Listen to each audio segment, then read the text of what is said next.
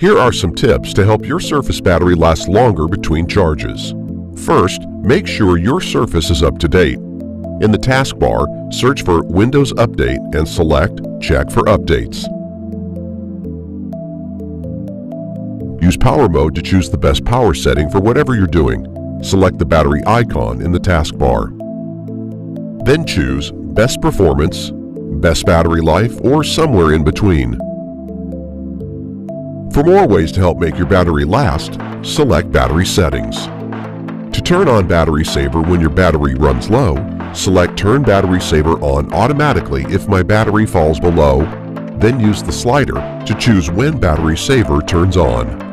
To keep Battery Saver on until the next time you plug in, turn on Battery Saver Status until next charge.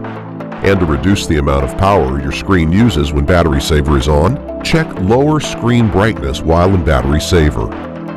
To find and fix problems with your power settings, run the Power Troubleshooter. In the taskbar, search for Troubleshoot. Select Troubleshoot, then select Power.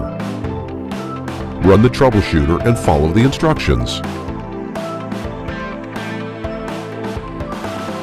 Just one last tip. If you're running multiple apps at the same time, close the ones you're not using to help conserve power.